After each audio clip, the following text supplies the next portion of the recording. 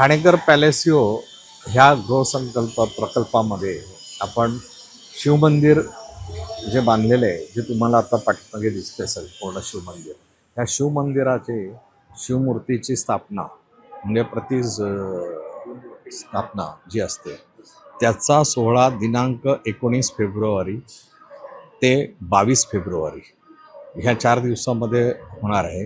आणि ह्या सोहळ्यामध्ये 19 तारखेला संध्याकाळी 5 वाजता आमची देवांच्या मूर्तीची रथयात्रा ही होणार आहे. साधारण ठाणेकर पॅलेसिओ टू हनुमान मंदिर शिरगाव आणि हनुमान मंदिर ते पुन्हा ठाणेकर पॅलेसिओ असा हे उद्याचा एक कार्यक्रम असणार आहे. त्याच्यानंतर 20 आणि 21 हे दोन्ही दिवसामध्ये होम हवन आणि देवांची पूजन वगैरे हे होणार आहे. म्हणजे त्यामध्ये ह्या 2 दिवसाच्या त्याच्यानंतर 22 तारखेला रविवारी याच्यामध्ये आपण सकाळी वास्तुपूजन करणार आहे. त्याच्यानंतर कलश पूजन करणार आहे, ध्वजारोहण होणार आहे. असं ह्या मंदिराची पूर्णपणे 22 तारखेला आणि मूर्तींची स्थापना होणार आहे. आणि ह्या 22 तारखेला ते झाल्यानंतर आपण संध्याकाळी 6 वाजता एक हरिशंकर शिंदे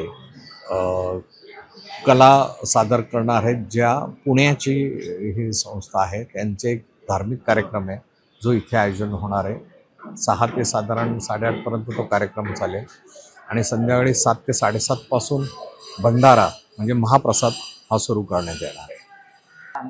हो, सुमारे आमचेच दोन्ही म्हणजे ठाणेकर पॅलेसिओ फेज 1चे साधारण 260 फ्लॅट धारक आहेत आणि ठाणेकर पॅलेसिओ फेज 2चे 275 फ्लॅट धारक आहेत. म्हणजे ह्यांची संख्या जवळजवळ 2 ते 2.5 हजार होतील.